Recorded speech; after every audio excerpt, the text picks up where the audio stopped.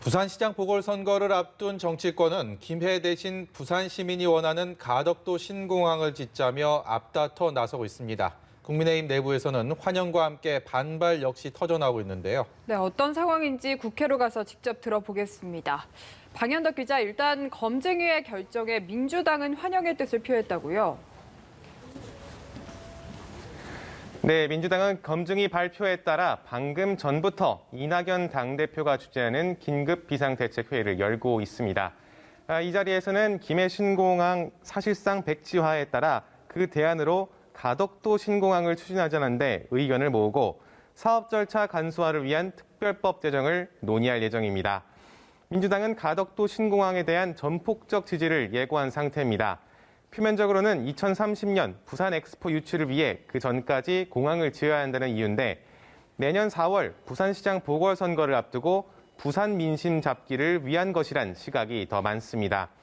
이 때문에 정부 여당이 선거를 의식해 기존 국책 사업을 뒤집고 막대한 재정 투입을 강행하려 한다는 비판도 나오는데 이낙연 대표는 오늘 관훈클럽 토론회에서 검증위 결정에 정치적 고려가 있었다고 생각하지 않는다고 일축했고 최인호 수석 대변인도 SNS를 통해 1년 반 전 검증을 시작할 땐 보궐선거를 누가 예상했겠느냐며 발표를 더 미루는 게 이상하게 보일 것이라고 반박했습니다.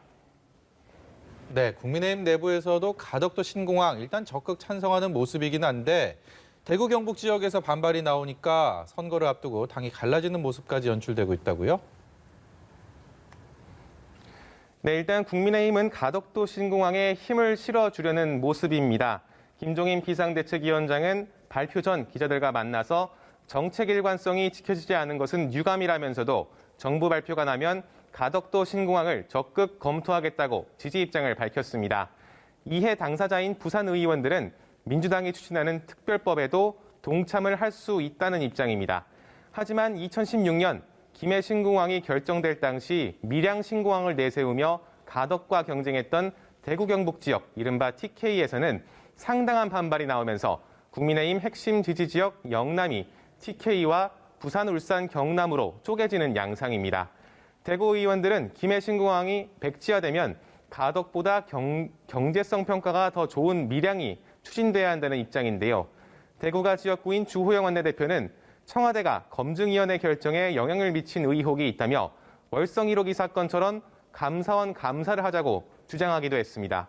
다만 상황이 이렇게 되자 김 비대위원장은 방금 전 기자들에게 그런 국책 사업이 선정한다는 것은 옳다고 보지 않는다고 다소 입장을 달리한 상황입니다. 당내 TK 의원들은 잠시 후 의원회관에 모여 대책회의를 여는데 지역구 민심도 신경 써야 하지만 선거를 앞두고 당이 갈라지는 모습도 부담이라 반발 수위를 고심하고 있습니다. 지금까지 국회에서 전해드렸습니다.